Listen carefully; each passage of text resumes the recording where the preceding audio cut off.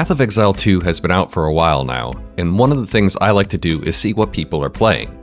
But oftentimes, it's what people aren't playing that is more interesting. After 3 whole leagues, which Ascendancies have been languishing at the bottom, in desperate need of some kind of changes. So I dug through PoE Ninja's stats over the last 3 leagues since the game launched, and put together a list of the least popular Ascendancies in the game. Don't worry though, afterward we'll also touch on the class distribution itself, so let's dive in. Let's start with the Infernalist, the Witch's Chaos Demon Ascendancy, which sits at a 2.4% play rate on average.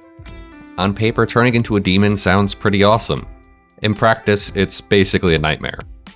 The problem with demon form is when you activate it, it strips your weapons entirely. And that means you lose all of the stats, all of the plus skills, all of the cast speed, all of the spell damage from your staff, it's gone. One person I read put it pretty perfectly. For the amazingly high price of a single divine, you can buy a staff which has more stats than the demon form provides without any of the downsides. The community has found some workarounds.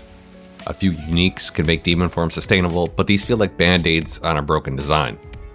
Most Infernalist players just default to minion builds that completely ignore the problematic nodes, turning the whole thing into a generic summoner with extra steps.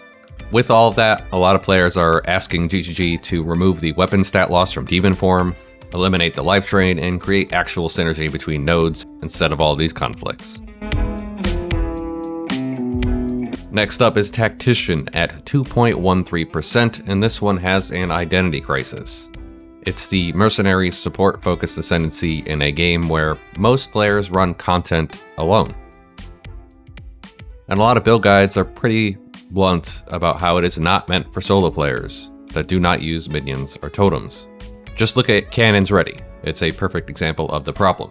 It gives totems 30% more skill speed, but they only go off when you fire attack projectiles. So you create this awkward gameplay loop where anytime you dodge, your totems can't deal damage. And then there's the defensive branch with Stay Light and Use Cover, which for the most part is considered strictly worse for your character.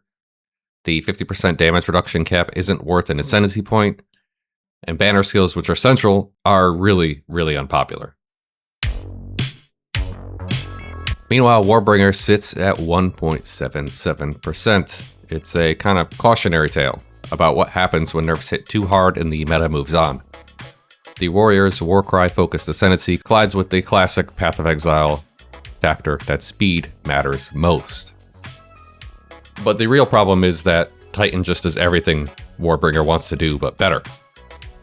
So what are players asking for? They want more damage multipliers, better scaling without totem investment, reversal of key nerfs, and a faster gameplay to complete with the meta when everything is about going fast. Slow builds, slow classes just don't make the cut. Witch Hunter is down at 1.67%, which frustrates players with having to worry about attack speed, reload time, cooldown recovery, and swap speed. All of that stuff at the same time. It's clunky. Grenades back bounce in your face or fall off terrain edges. There's just a lot to manage. And then there's the RNG dependent damage. Judge, Jury, and Executioner deals a random 5 to 30% of enemy HP. Zealous Inquisition triggers only 10% of the time. So there's a lot of random luck. It could be really good, it could be really bad, and that's one of the key issues. Now, recent improvements have helped. Patch 0.4.0 addressed some of the major concerns. Then there's Gemling Legionnaire at 1.17%. If you've been around since the beginning, you know exactly what happened here. The Dawn of the Hunt patch destroyed the build's viability. Enhanced Effectiveness, the node that doubles inherent attribute bonuses, received a 20% less modifier. And Pillar of the Caged God, the key unique weapon for attribute stacking, was also nerfed.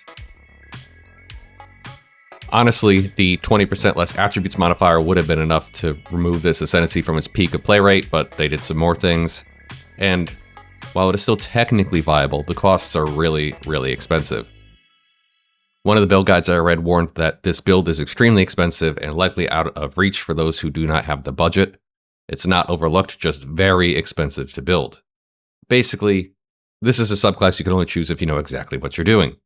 So what a lot of people want is to remove or reduce the penalty to attributes, buff gem quality effects, improve early game viability, and lower the gear cost floor, because right now, unless you're rich and unless you're trading, there's just no way to make this work. Next up is Chronomancer at 1.13%. Ultimately, what a lot of people believe is Chronomancer is just a worse Stormweaver. For context, Chronomancer gets 50% more cast speed every 12 seconds for 4 seconds. Stormweaver, meanwhile, gets 25% more cast speed constantly. For elemental damage, Stormweaver, Infernalist, and Invoker all do it better. And then, of course, there's the RNG mechanics. Now and again offers only a 33% chance to not consume cooldowns. It's one of those things where, like, if it hits, that's great, but it's not enough to make up for the class's weakness. It's very inconsistent. And Time Freeze, the most visually impressive ability, provides minimal practical benefit. Freezing time looks cool, but by that point in the game, you'll be killing mobs fast enough that freezing them isn't useful at all. So players are asking for flat cast speed bonus instead of cycling, damaged focus mechanics instead of utility gimmicks, to remove RNG from cooldown resets, and better boss scaling. And finally, we have the Acolyte of Chayula at 0.80%, the least popular Ascendancy in Path of Exile 2. This monk breach-themed Ascendancy has mechanics that are clunky, defenses that are unreliable, and offensive potential that's overshadowed by many other classes that perform far better with less effort. The Darkness mechanic has pretty much been rejected. Embrace the Darkness removes all spirit, which means you lose access to powerful persistent buffs like Herald of Ice, Ghost Dance, and Wind Dancer. In exchange, you get a relatively small shield, which one person noted is useless when a white mob deals more than 600 damage to you.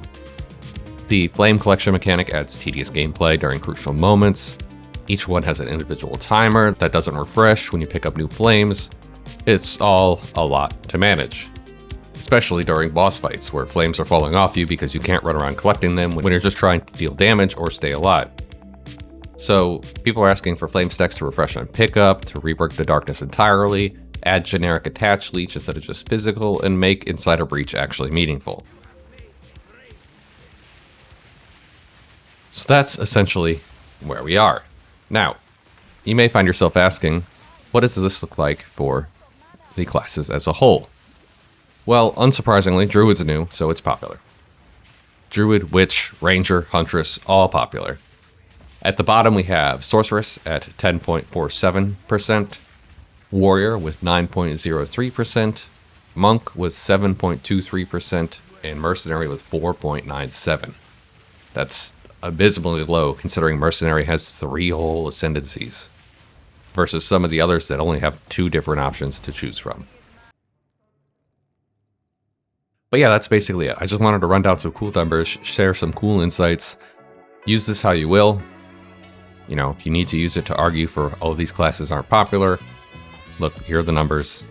It's super basic stuff, but, you know, I just like putting numbers together, looking at things. I find it super interesting.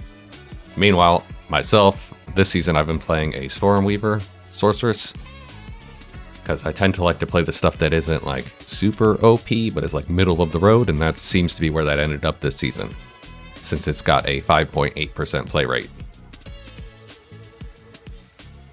But yeah, as always, make sure to leave a like, subscribe, and leave a comment for this video's question.